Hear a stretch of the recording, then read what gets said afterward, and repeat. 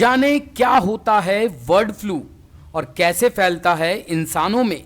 Corona महामारी के बीच अब भारत के कई राज्यों में बर्ड फ्लू के मामले बढ़ते जा रहे हैं। राजस्थान, मध्य प्रदेश, झारखंड, हरियाणा और हिमाचल प्रदेश में इस वायरस को लेकर अलर्ट जारी कर दिया गया है। पोल्ट्री फार्म, जलाशयों और प्रवासी पक्षियों पर विशेष निगरानी रखने को कहा गया है। साथ ही संक्रमण फैलने वाली जगहों पर मांस बेचने पर भी प्रतिबंध लगाया जा रहा है। दिसंबर 2020 में जापान, साउथ कोरिया, वियतनाम और 4 यूरोपीय देशों में बर्ड फ्लू के मामले आने शुरू हुए थे और अब ये भारत के कई हिस्सों में फैल चुका है। आइए जानते हैं कि आखिर बर्ड फ्लू होता क्या है और ये कैसे फैलता है। बर्ड फ्लू एक वायरल इन्फेक्शन है जिसे एवियन इन्फ्लुएंजा भी कहते हैं। यह एक पक्षी से दूसरे पक्षियों में फैलता है। बर्ड फ्लू का सबसे जानलेवा स्ट्रेन H5N1 होता है। H5N1 वायरस से संक्रमित पक्षियों की मौत भी हो सकती है। यह वायरस संक्रमित पक्षियों से अन्य जानवरों और इंसानों में भी फैल सकता है और इनमें भी यह वायरस इतना ही खतरनाक है।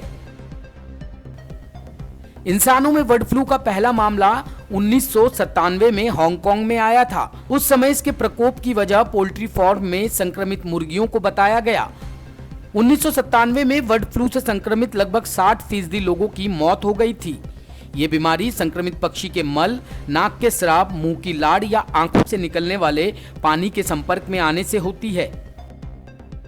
H5N1 बर्ड फ्लू इंसानों में होने वाले आम फ्लू की तरह एक व्यक्ति से दूसरे व्यक्ति में आसानी से नहीं फैलता है।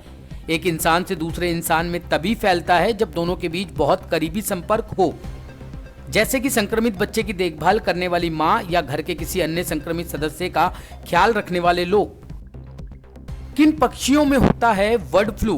बर्ड फ्लू प्रवासी जलीय पक्षियों, खासकर से जंगली बतख से प्राकृतिक रूप से फैलता है। इन जंगली पक्षियों से ये वायरस घरेलू मुर्गियों में फैल जाता है। जंगली पक्षियों से ये बीमारी सूअरों और गधों तक भी फैल जाती है। साल 2011 तक ये बीमारी बांग्लादेश, चीन, मिस्र, भारत, इंडोनेशिया और वियतनाम में फैल चुकी थी।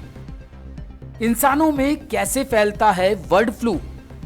बर्ड फ्लू इंसानों में तभी फैलता है जब वो किसी संक्रमित पक्षी के संपर्क में आए हो। ये करीबी संपर्क कई मामलों में अलग अलग हो सकता है। कुछ लोगों में ये संक्रमित पक्षियों की साफ सफाई से फैल सकता है और कुछ रिपोर्ट के मुताबिक चीन में ये पक्षियों के बाजार से फैला था। संक्रमित पक्षियों से दूषित पानी में तैरने, नहाने या मुर्गों और पक्षियों की लड़ाई छुड़वाने वाले लोगों में भी बर्ड फ्लू का संक्रमण हो सकता है।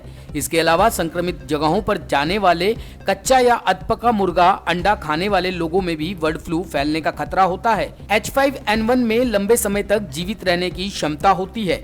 संक्रमित पक्षियों के मल और लार में ये वायरस 10 दिनों तक जिंदा रहता है। बर्ड फ्लू के लक्षण क्या है?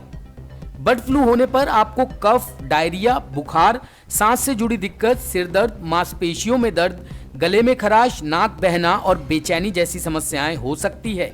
अगर आपको लगता है कि आप बर्ड फ्लू की चपेट में आ गए हैं तो किसी और के संपर्क में आने से पहले डॉक्टर को दिखाएं। क्या है इसका इलाज?